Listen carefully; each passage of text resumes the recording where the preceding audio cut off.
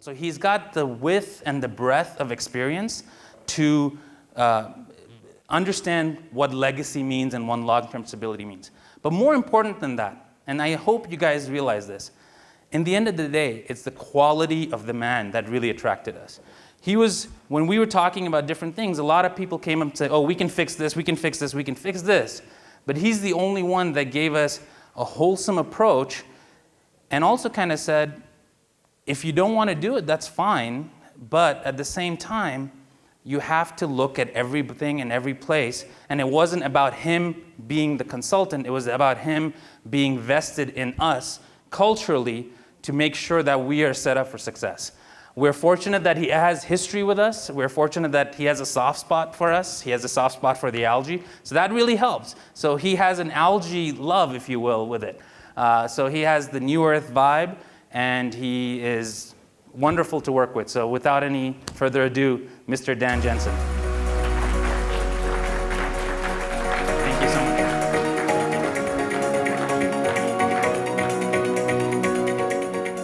much. Good morning. So this is our business.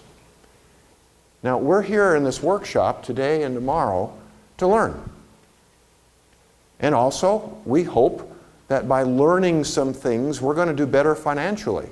Let's be honest. We'd love to do better financially. Anyone not want to do better financially? Yeah, no hands. Okay, good. That was a test. So we're also wanting to make a difference in the lives of others. That's a large measure of how we're going to do better financially.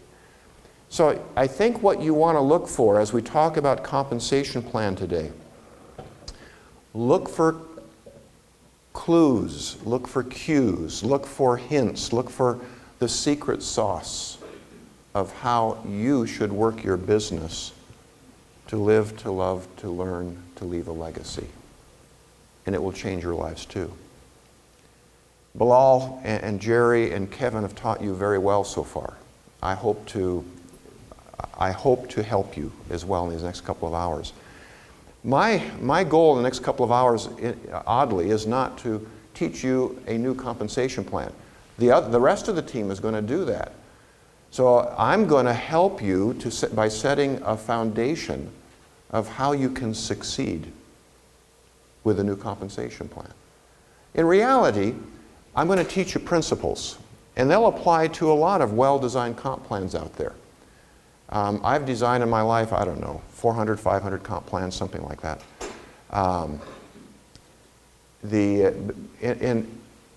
It's been an amazing adventure. I helped design a new comp plan in 1997 for Avon when they launched into China.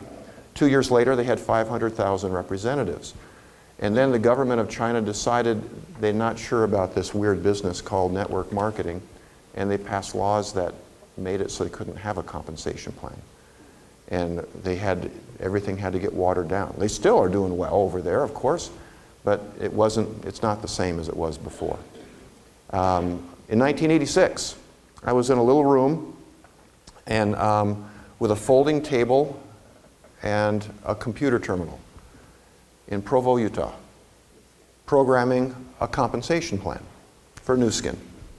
I was there, pre-launch, and watched that amazing journey with those people and what they've achieved. They're still using the software that I wrote for them back then. I don't know why, it's old stuff now. But go figure. I've seen some amazing things. I predict I will see amazing things here too. This is the beginning, a new chapter for you. There's no reason that you can't be a Nu Skin. There's no reason. Even better, exactly. The story behind your product is stronger than theirs. It really is. We just need alignment to get everything working together so that the wind fills our sails instead of headwinds that push us back.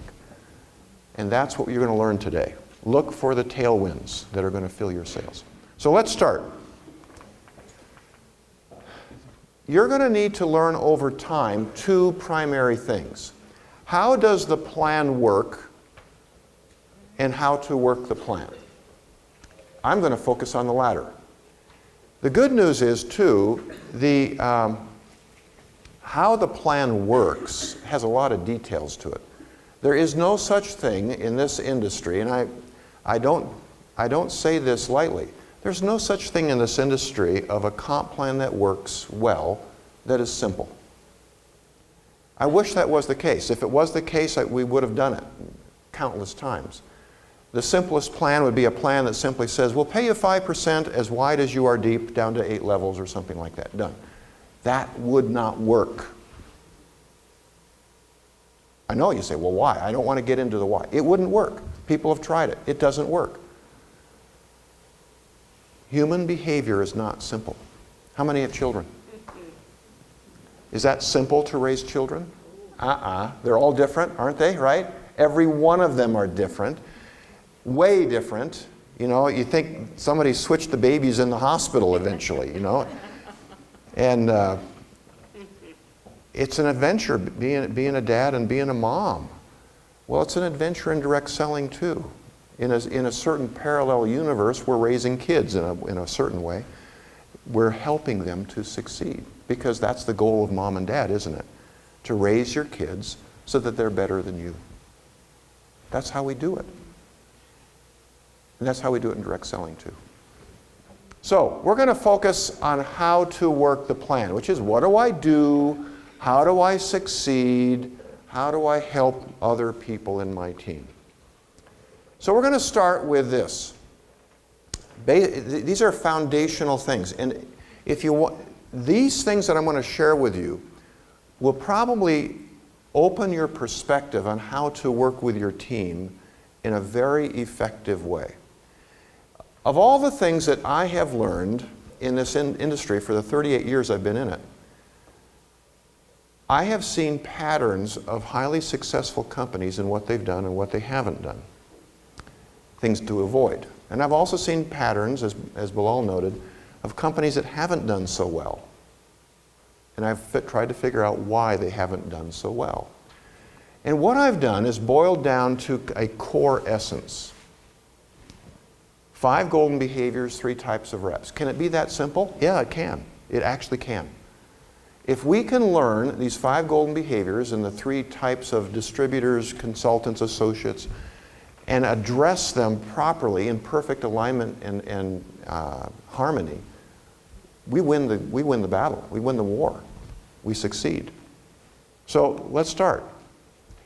There are 5 behaviors associated with working this business.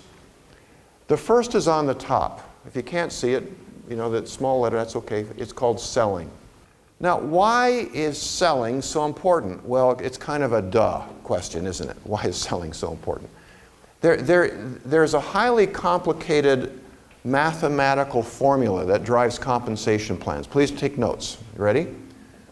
V equals C. No, almost.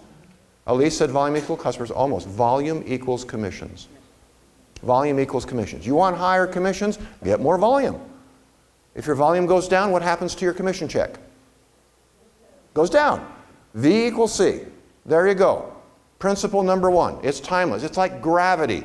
If I walk off of this stage and I say, I don't believe in gravity, and I walk off the stage, I'm going down. There is no getting around that. I can believe in gravity or not, but gravity exists. It's a law. V equals C is like gravity. Right? You can't fight that one.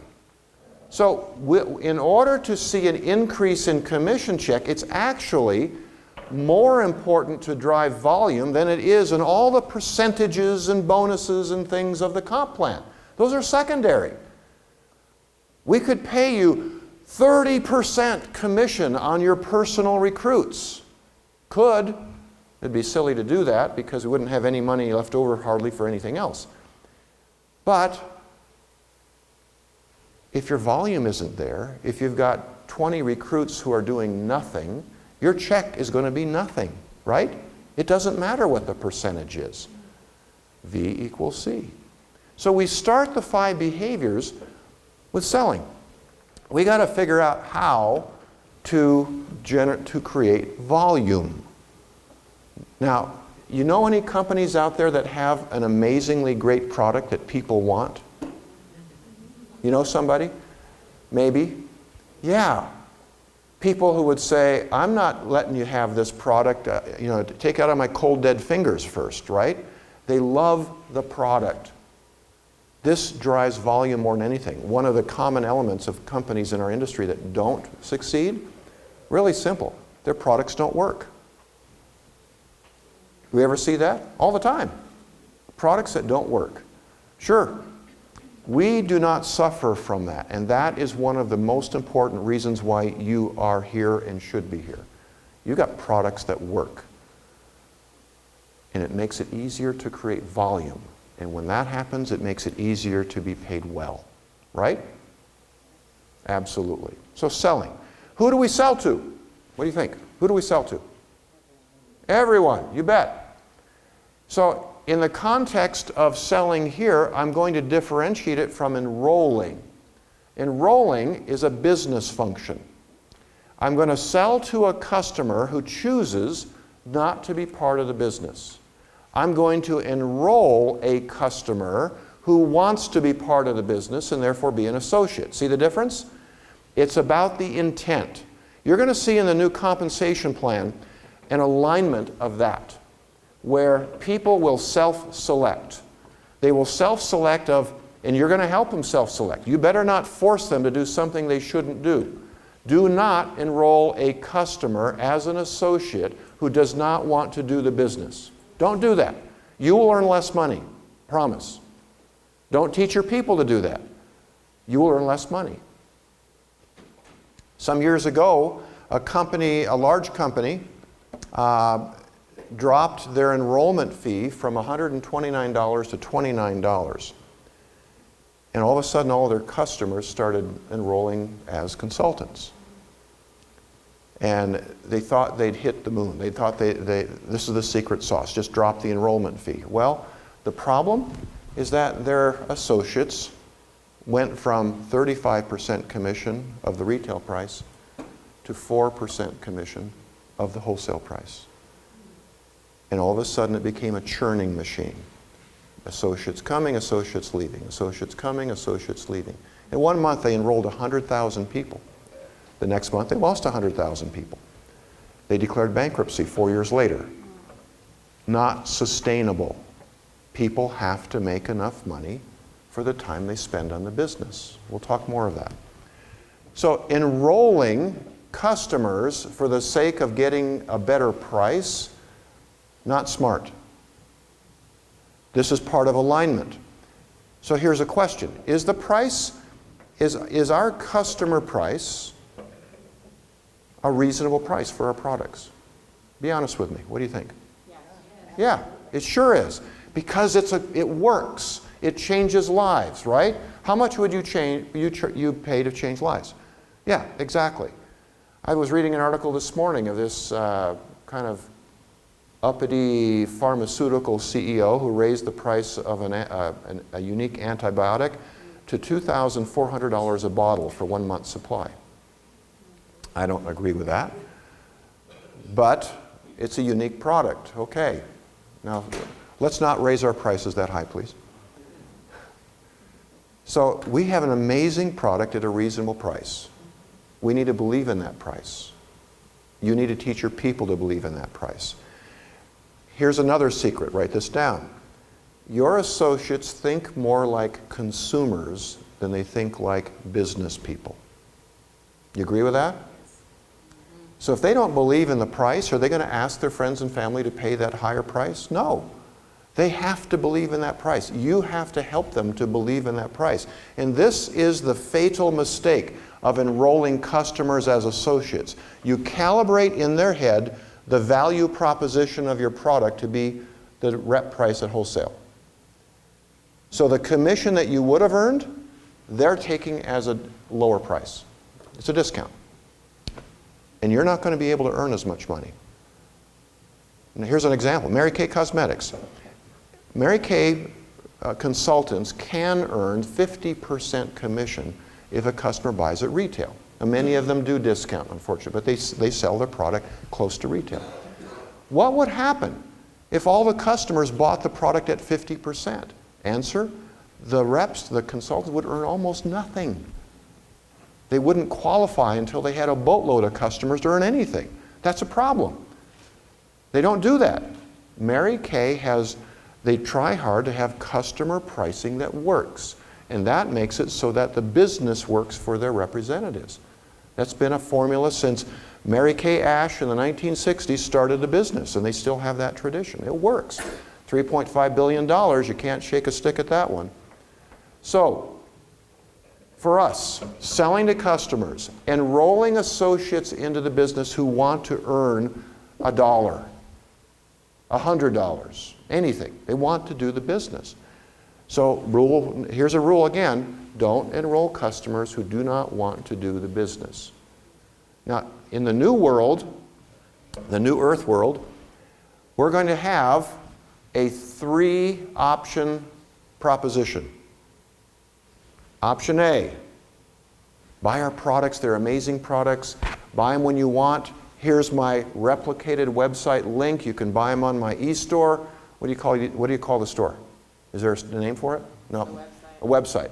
Buy them on my e-store, and you're fine. Or if you want a discount, can I share this? 10% discount from the retail price, you can be a preferred customer. Ooh, how do I become a preferred customer? Simple, sign up on an auto ship. People don't like auto ships. Some people customer mentality. Yeah, some people don't. Like auto ships. Yeah. So that's the problem. At least I couldn't agree more. Some people don't like that. That's why we let them choose. What we want to help them to do is make the decision for what they like. So if they don't want an auto ship, no problem at all. They buy from your e-store at a good price and they enjoy the product. If they would like an auto ship, we'll give them a benefit, and there'll be more benefits too. So we're trying to give them a reason to overcome that concern. But I agree with you, there's some that don't. But there are many that do. There are millions of them out there that do like the auto ship option. There's no obligation to keep it. They can change it, they can cancel it. That's not a problem. So I recognize that. So the option 3 is to be an associate. There's an enrollment fee. How much is our enrollment fee? $29. So pay a $29 enrollment fee and become an associate. Now, if that happens, if it's a customer becomes an associate and they get the lower price, you are not getting any price differential. So this is why you've got to manage that and help them to know the right reasons to make those decisions. Behavior number 3, team building. We're going to talk a lot about that in the next while. Team building is, as I enroll people, team building is the things that I do to help them succeed. Coaching, mentoring, teaching. For them to succeed, think of your kids. What do our kids have to learn to succeed? Not enough time today to go through that list, but a lot of things. How to work, how to learn, ethics, honesty, all those things they've got to figure out. And we're, as parents, trying to help them learn that. Team building is no different. We're trying to help others to succeed in the business. And I'm not just talking about making money here. I'm talking about succeed as people. And that takes skills. So team building is a transfer of your skills to them. We call it competency transfer in the behavior business. Competency transfer. Team building. The goal of team building, you can write this one down, is for you to help somebody to become what we generically call a team manager. I'm going to talk more of that in just a minute. Leading, 4th behavior. This is a big, this is an elephant in the room issue. Leaders influence other people in significant ways. They're influencers. First, you can't control people. Anyone here believe they can control their kids? No hands. I agree. You can't. Similarly, you cannot control your team members. Don't even try. But what you want to do, like kids, you influence them, you teach them, you mentor them, you coach them, you have patience with them. They will make mistakes, you'll make mistakes. You go through that process with them. And why? Because the process of succeeding requires steps forward and steps back. It requires successes and failures in the adventure, right? Nobody here has lived a life without problems. If you have, I want to meet you because you're the first person on the earth that I've ever met that way. We all have challenges. That's the nature of our mortal adventure. But it's the same in direct selling.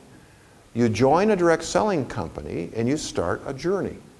And there will be successes and failures. And that your coach, your sponsor, your team manager, your leader will help you in the process, like Elisa's helped Madeline. That's how this thing works. It's a team sport. This is not for somebody who wants to be by themselves. This is a team sport. Leading. In retention is the fifth one. Retention. You can write, some of my clients talk of Danisms. Here's a Danism. The war is won or lost on the battlefield of retention. The war is won or lost on the battlefield of retention. There's nothing more true that I know of than that.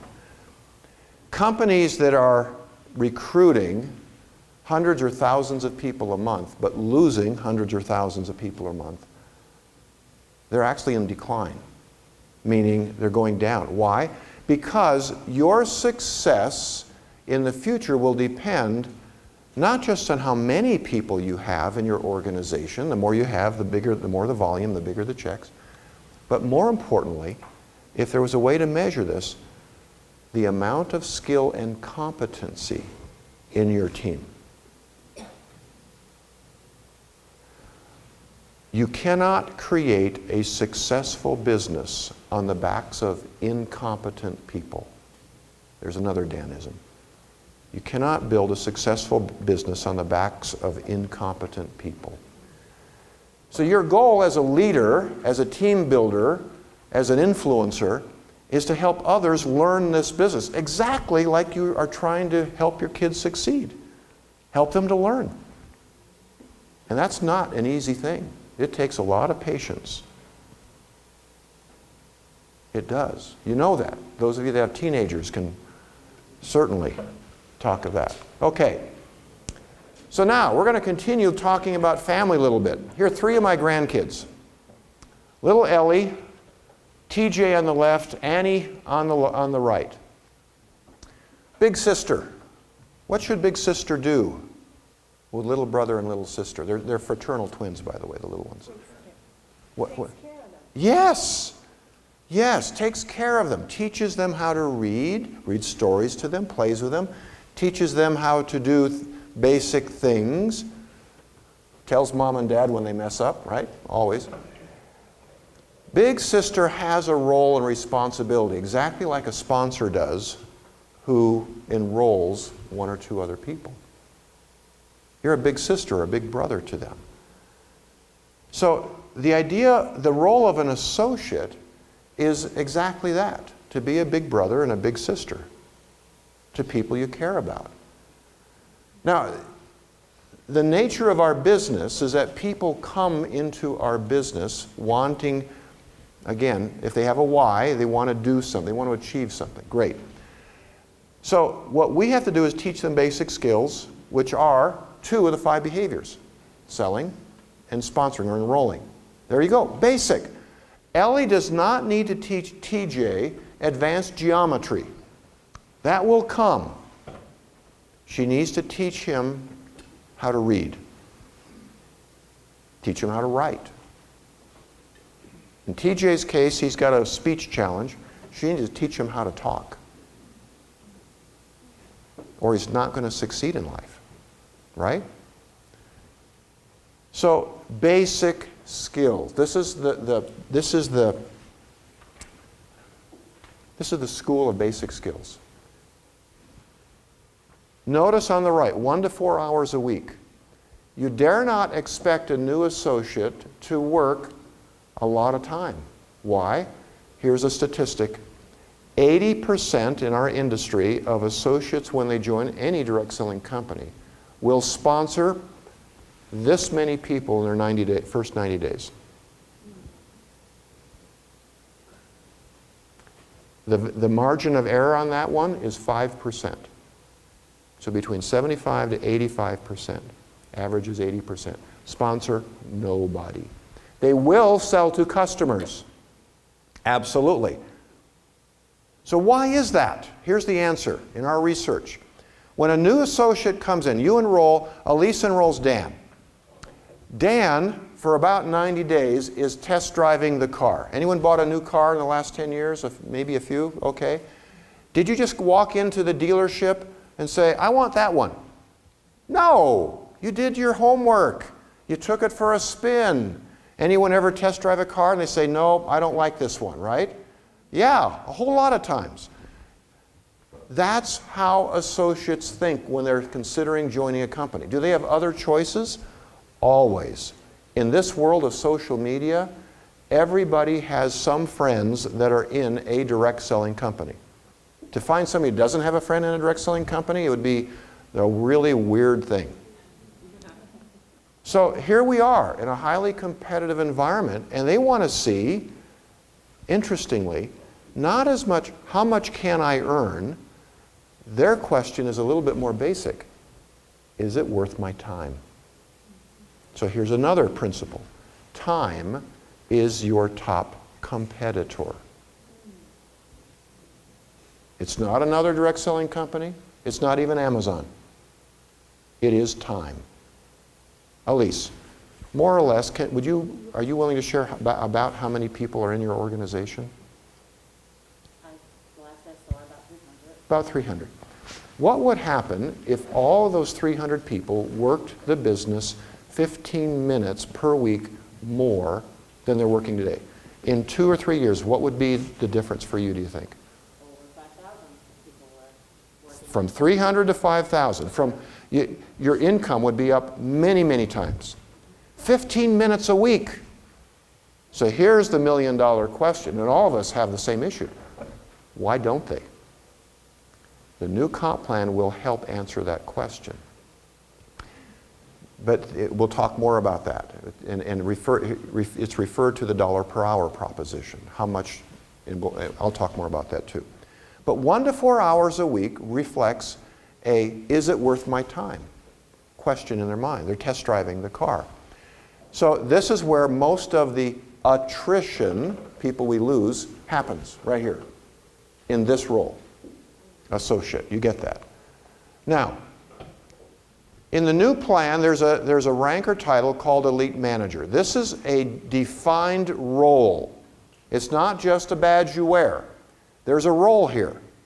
And the plan is built around this. Anyone ever been to Italy? I lived in Italy for several years. Have you been to Rome?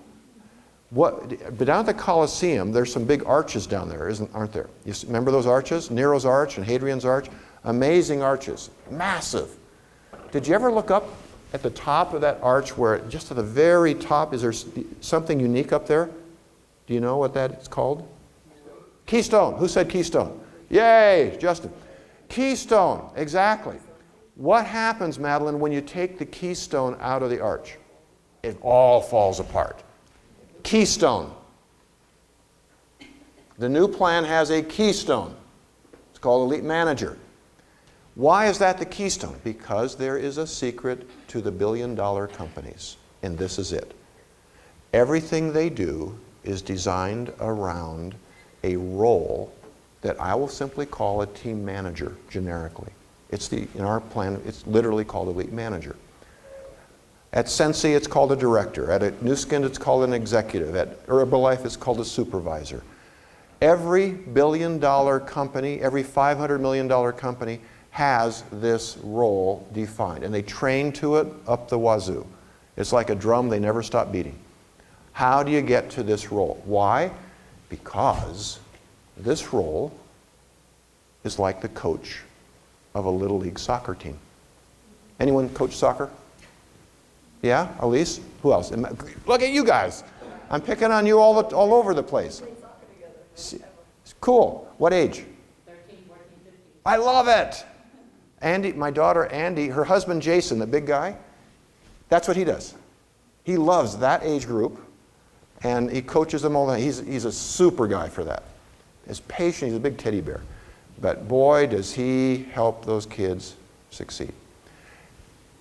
The elite manager is like a coach of a youth soccer team. So, Elise, in 30 seconds, what do you do to succeed as a coach of a youth soccer team? Listen to your, the youth soccer team. Teach skill sets. Teach skill sets, exactly. You're teaching skills. What else? Madeline, what's another one?